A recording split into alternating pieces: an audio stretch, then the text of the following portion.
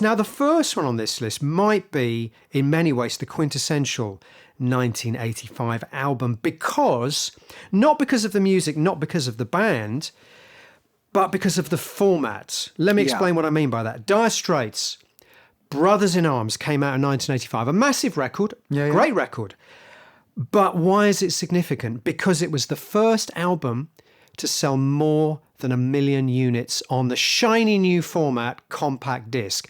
And in a sense, that's interesting because 85 was a watershed moment for two reasons. Live Aid on one hand, and the fact that CD seemed to, over the course of this year, and I'm sure it's not as simple as this, but it seems like this in retrospect, CD seemed to become the dominant format in this year, taking over from vinyl. And Brothers in Arms was the first album that everybody buying their new CD player. Yeah. Of course, I'm generalising, but it felt like Brothers in Arms was the first album you would go and buy to show off your player. On CD, because I kind of remember, because I didn't have CD player until 89, 90.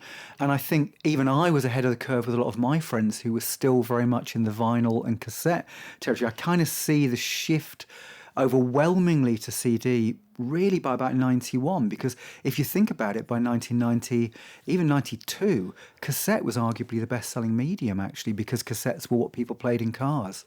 So they were huge. But yeah, I think you're right, it was significant, and I think for whatever reason, that album became the one, you know, a bit like Dark Side of the Moon was the thing you tested your hi-fi on in 83.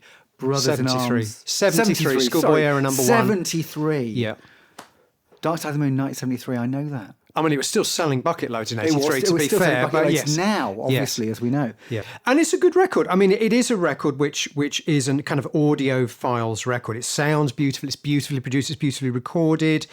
It has great songs on it. It has great playing on it.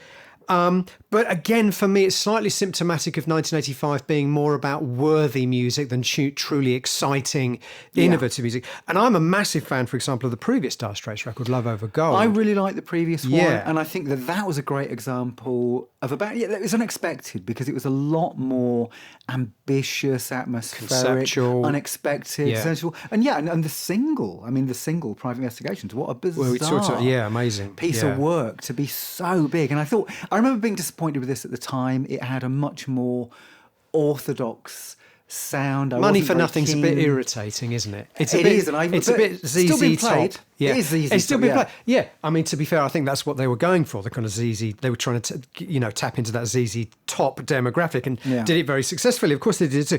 So I think for me, as you say, I'm probably sure it's a lot more complicated than I remember, but it seemed to me like 85 was the year that we went from vinyl to CD. Mm-hmm. And as I say, it probably isn't as straightforward as that. And as you say, it probably took the best part of the next 5 years for that process to be completed. But it felt like that process began in earnest with albums like Brothers in Arms, particularly this record. Everything felt more staid, more responsible, less more worthy. adventurous. Yeah, more worthy and less thrilling.